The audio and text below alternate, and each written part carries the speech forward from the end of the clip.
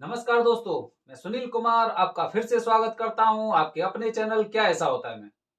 दोस्तों, जैसे मैंने आपको बताया था कि काल सर्प दोष पूजा के बाद जो लाभ मिलता है या फिर जो उसका हमें फल मिलता है, उसका मैं आपको अपने अनुभव के आधार पर मैं आपको बताऊंगा कि जब मैंने काल सर्प दोष की पूजा कराई थी तो उसके कितने दिन बाद मुझे अच्छे परिणाम मिलने लगे थे, उससे पहले मेरी क्या स्थिति थी और जब मैं काल सर्प दोष की पूजा कराने के बाद जब वापस लौट के आया तो तब मेरी स्थिति में किस तरह से सुधार होने लगा।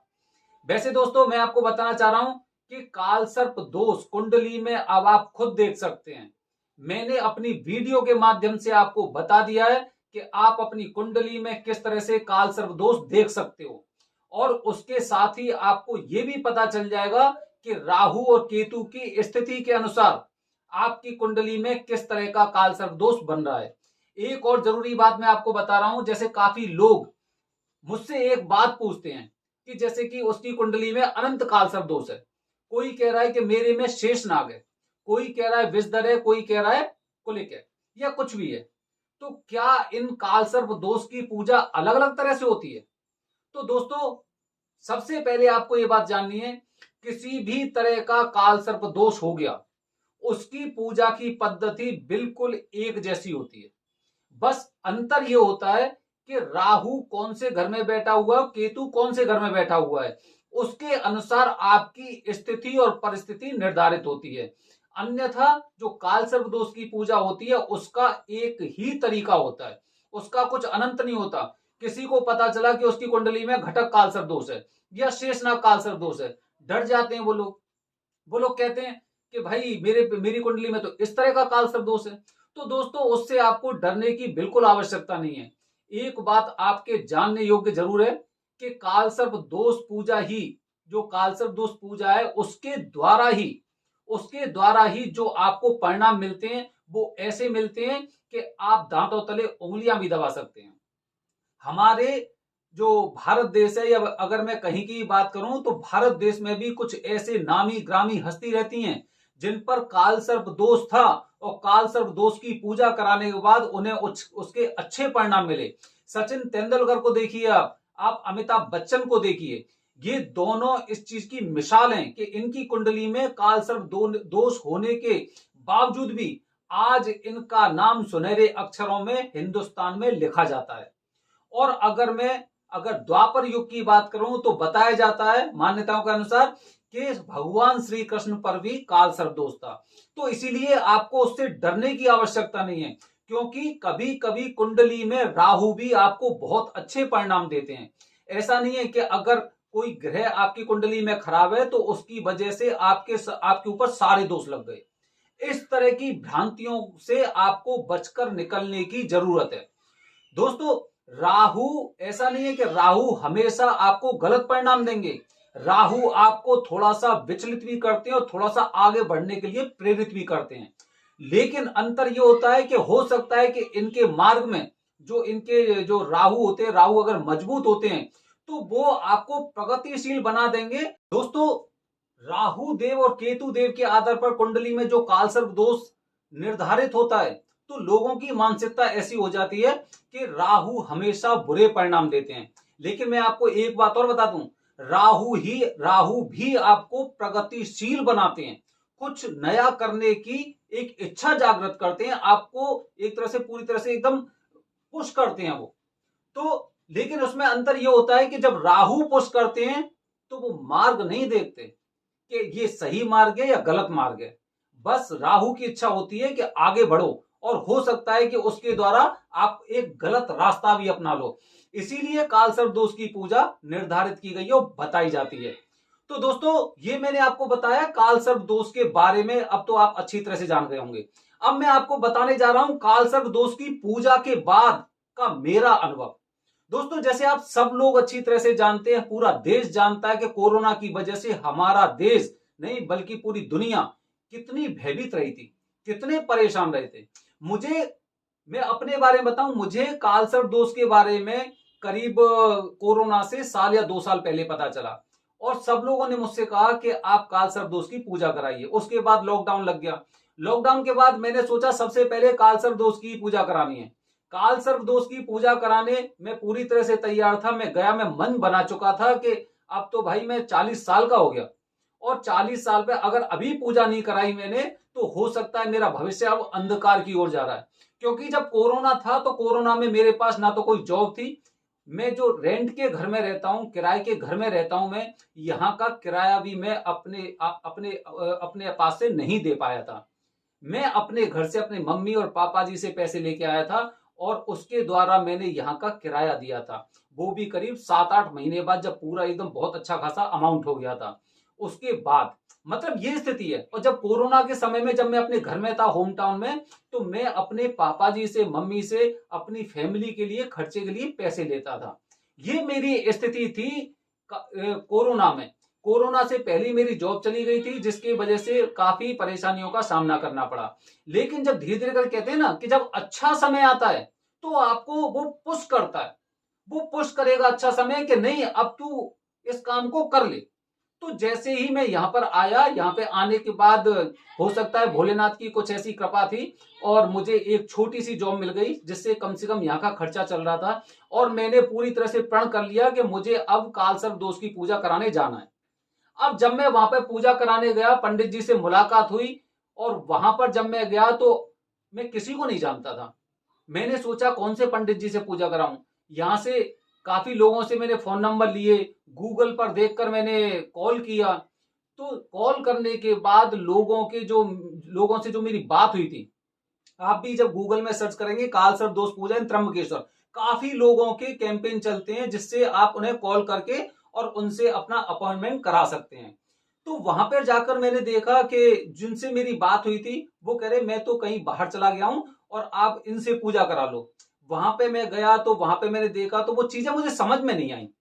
मैं एकदम पूरा सामान लेके अपनी फैमिली के साथ सबसे पहले तो उनके आश्रम में गया था। मुझे जानकारी नहीं थी कि मुझे किनसे पूजा करानी है, ये तक नहीं पता था मुझे। बस ये पता था कि त्र्यंबकेश्वर में मुझे पूजा करानी है। आप समझ रहे हैं। तो वहां पर जब मैं गया मेरा मन नहीं माना, मैंने कि यहां से पूजा मुझे नहीं करानी है। वहां पे जाके ही फिर मुझे जैसे तैसे करके जो मेरे बॉस हैं, बॉस ने मुझे नंबर दिया कि वहां पर ये वैदिक पंडित जी हैं, उनसे पूजा कराइए। मैंने उनसे पूजा कराई थी और उसकी वजह से मुझे बहुत अच्छे परिणाम मिले थे। तो मैं उनको एकदम फॉलो करता रहा और वहां पर जाकर मैंने पंडित जी से पूजा कराई। पंडित जी काफी बुजुर्ग थे इसलिए उन्होंने पूजा नहीं की। तो उन्होंने अपने किसी बेटे से या फिर अपनी किसी रिश्तेदार से उन्होंने मेरी पूजा कराई थी। पूजा करते करते जो मेरे अंदर जो सुकून मिला वो मुझे बहुत अच्छा लगा। इतना अच्छा सुकून मिला मुझे कि ये मान लो कि अंदर ही अंदर मुझे ऐसा फील होने लगा कि मेरे अंदर से जो बुरी चीजें, वो नेगेटिव एनर्जी है, वो निकलती जा रही है, निकल रही है मेरे अंदर से। मैंने अपने बेटे की भी पूजा कराई थी, उसकी कुंडली में भी कालसर्प दोष है। अब पूजा कराई, पूजा कराने के बाद फिर हम वहां से चल दिए। थोड़ा सा लेट हो गए थे, ट्रेन बड़े भागते भागते हमें ट्रेन मिल पाई थी क्योंकि थोड़ा सा रास्ते का हम थोड़ा सा मेजरमेंट नहीं कर पाए कि इतनी देर में पहुंच जाएंगे। हमने सोचा कि करीब 40-50 किलोमीटर 2 घंटे में पहुंच जाएंगे, लेकिन जब वहां से बस आती है तो पता चला कि उससे 3 घंटे भी लग सकते हैं, 3.5 घंटे भी लग सकते हैं। लेकिन हमने ट्रेन पकड़ ली और ट्रेन पकड़ के हम लोग यहाँ पर आ गए। अब यहाँ पर आने के बाद मैं एक चीज और बताता हूं कि भोलेनाथ जी की पूजा करीब ज्यादा नहीं तो मैं 96 से कर रहा हूं। तो 96 से मतलब 26 साल मुझे भोलेनाथ की पूजा करते करते हो गए। तो इसीलिए मुझे पता है कि नियम कितने जरूरी होते हैं। तो जो पंडित जी ने जिस तरह से हमें नियम बताए थे उन नियमों का एकदम पूरी तरह से मैंने पालन किया। 40 दिन तक मैंने पूरी तरह से पालन किया कि किस तरह से उन्होंने, पंडित जी ने मुझे नियम बताया। मैंने हर छोटी छोटी चीज उनसे पूछी, क्या मैं ये काम कर सकता हूं, क्या मैं ये काम कर सकता हूं, क्या मैं ये काम कर सकता हूं। उन्होंने मुझे सारी जानकारी दी। बहुत अच्छे पंडित जी, वहां पे संघ के सदस्य भी हैं। वो बताए ना कि जब अच्छे दिन आते हैं ना तो सारे कार्य आपके अच्छे होते जाते हैं। भगवान भोलेनाथ की ऐसी कृपा थी कि वहां पर पंडित जी मुझे इतने अच्छे मिल गए। मेरी पूजा बहुत बेहतरीन तरीके से हुई, बहुत अच्छी तरह से हुई। और ये मान लो मेरी जिंदगी की इतनी अच्छी पूजा थी जो मैंने इससे पहले नहीं करवा पाया। हालांकि उससे ज्यादा पैसे मैं जगह जगह खर्च कर चुका था। जगह जगह जैसे कि कभी वो रुद्राभिषेक करवाना है या फिर कहीं पे भंडारा करवाना है, काफी प्रयास किया लेकिन उतनी शांति मुझे नहीं मिली। यहां पर आने के बाद जैसे मैं नियमों का पालन करने लगा, नियमों का पालन करने लगा, और मैं बता रहा हूं कि करीब 1 महीने से करीब 1 महीने में मैंने धीरे धीरे करके अपना सारा की सारा जो मेरा किसी पे बकाया था, मुझ पे बकाया था, वो मैंने धीरे धीरे करके सब की सब निपटा दिया। यहाँ पे जो मैं रेंट पे रहता हूँ, किराए पे के घर में रहता हूँ, वहां पे मैंने सारा खर्चा सारा वो बराबर चुकता किया। उसके बाद जो और भी काफी चीजें पेंडिंग थी, किसी मित्र से मैंने पैसे लिए थे, वो सारे पैसे मैंने वापस किए। और करीब मैं बता रहा हूं, जब से मैंने पूजा कराई, दिसंबर में कराई थी, दिसंबर के बाद और अभी मैं पूजा करा के आया हूं अगस्त में, पितृदोष की पूजा।